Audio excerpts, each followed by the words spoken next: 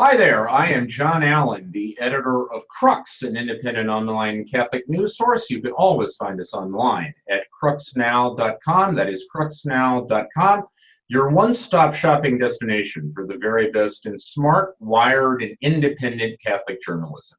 Thanks for joining us for another of these occasional features, YouTube features we do on the Crux YouTube site, where we try to bring you a sampling of the most interesting, creative, imaginative faces and voices around the Catholic world. Today, we are privileged to be joined by Sister Terry Ricard. She is a Dominican sister who is the president of Renew International. Sister Terry, thank you so much for being with us. Great to be with you, John.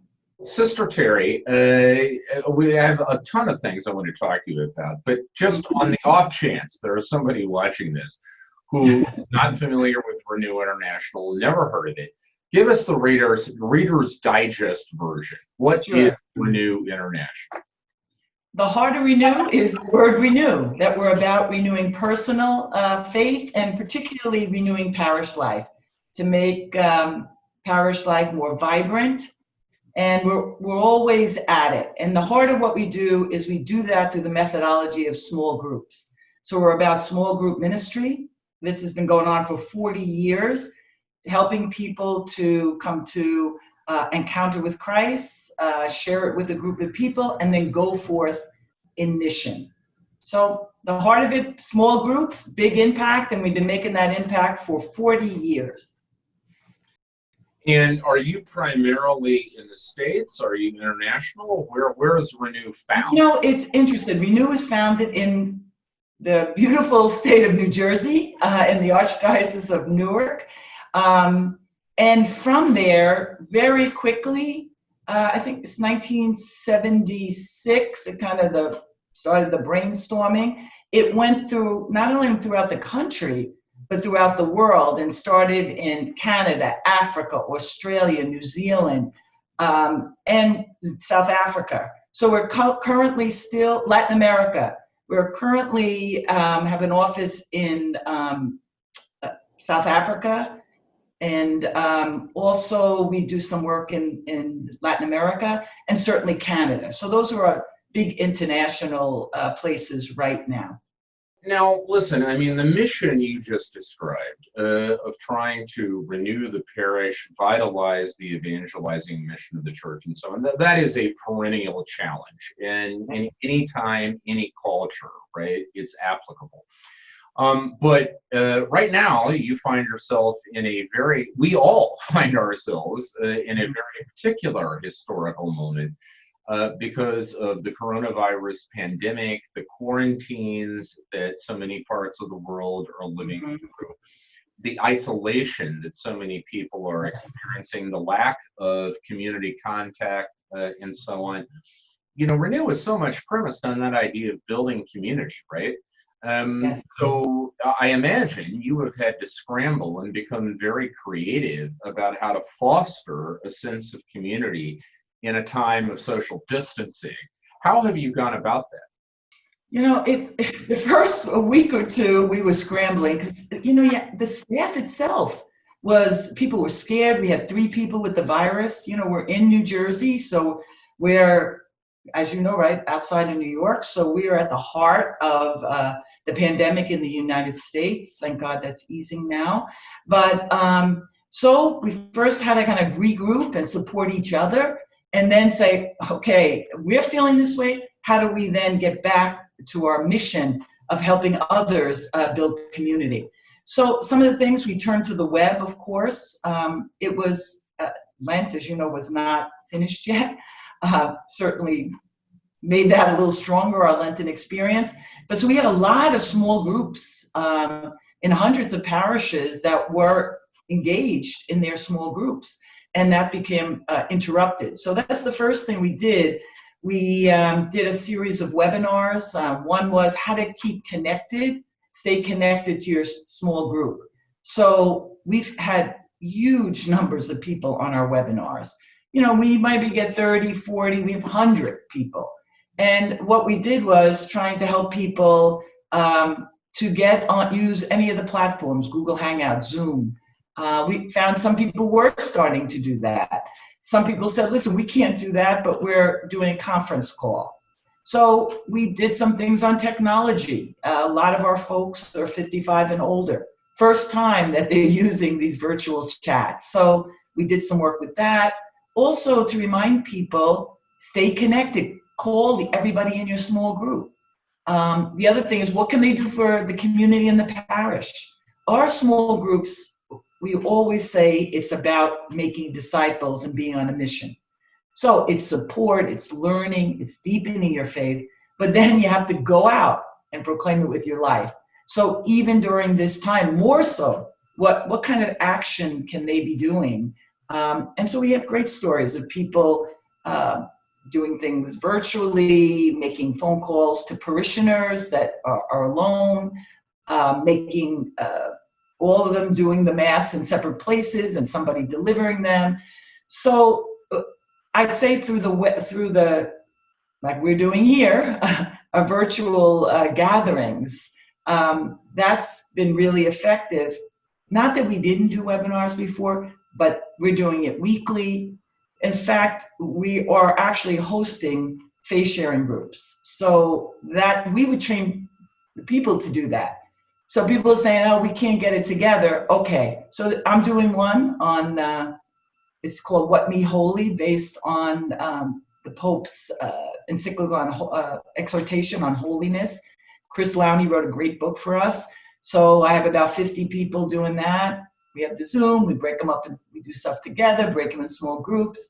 As you know, this is the anniversary of Laudate Si, so we have a book called Creation at the Crossroads based on Pope Francis.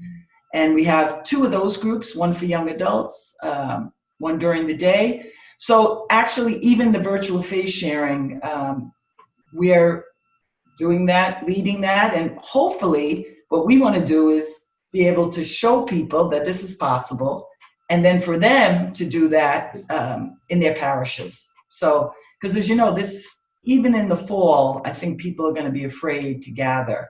So we need to be prepared for that fall opening season of parishes. Now, in that galaxy of things you just talked about, one thing you didn't mention, but that does seem like very interesting that Renew has been pursuing, is your Baptism Matters program. Mm-hmm. Explain to us what that is, what it's designed to accomplish, and what your experience has been. You know, it's interesting because evangelization is our thing, and as we been going around the country, what we hear is that how do you reach out to millennials? How do you engage and awaken their faith?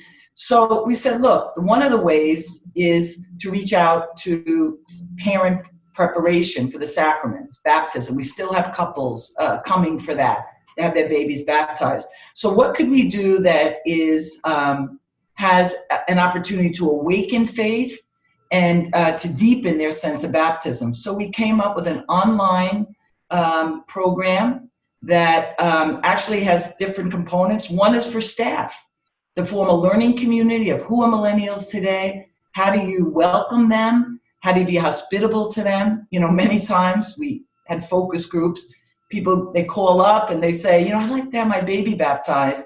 And the first thing that they say is, do you belong to the parish? Well, I do. Well, are you give envelopes? Envelopes. And right away, these young folks are saying, the church, they want the money, you know? So how to really look at it differently and say, great, you know, you have a baby and you want to have the baby baptized. Let's celebrate that. Come on in, or, you know, so trying to get that understanding. And millennials do things differently and see the church differently. Doesn't mean they're bad or they're not interested. But us old fogies, you know, we have our way. Oh, they're just coming here to baptize and their mother and blah, blah, blah. So anyway, we have a series of online that for the receptionists, for the priests, the deacons, the lay leaders who are hopefully part of the preparation. So that's a module. We have a module for parents and also godparents. in the past, godparents were local. So they were able to come to these parent preparation. They were for the godparents. But so many of them are all over the place. So now they don't have an excuse. They click on and there's 4 modules for them. And then, of course, for the parents themselves. So we just launched it, and we have probably about 20 parishes now. We have almost 50 because of the pandemic. You know, there's no way to do in-person baptism prep. So babies are still being born. That's the hope. Yeah. And there'll be a lot more babies about 9 months from now from this pandemic, right?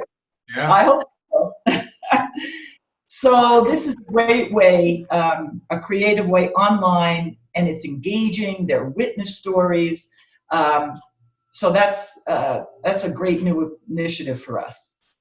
Sister Terry, people who are interested in Renew International, where can they find you online? How can they get your stuff?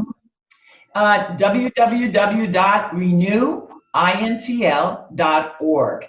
And you'll get them up there, big, small groups, big impact, and one of the featured programs is Baptism Matters. Just click on there. There's a phone number, an email, and be happy to hear from folks. So that is renewintl.org. Sister Terry Ricard, thank you so much for being with us. You're very welcome. For everything you were doing. I have long been convinced that the Catholic Church either comes alive at the parish level or not at all. And I say this as a guy who for almost 25 years now has covered the Vatican professionally. I know how important it is. I know how it tends to suck all the oxygen out of the room in terms of public attention. But the truth of it is, most Catholics around the world don't pay that much attention to the Vatican. They're never going to come here. They're going to experience the church in their parish, or they're not going to experience it at all. And for what you do to help make the parish come alive, thank you. You're very welcome, John. Keep safe and enjoy that beautiful Rome now that it's reopened. All right, that was Sister Terry Ricard, the president of Renew International. As Sister Terry mentioned, you can find their resources at www.renewintl.org. She was another featured personality in a Crux YouTube feature. You can find Crux online, of course, at cruxnow.com. That is cruxnow.com. Once again, your one-stop shopping destination for the very best in smart, wired, and independent Catholic journalism. Thanks for watching.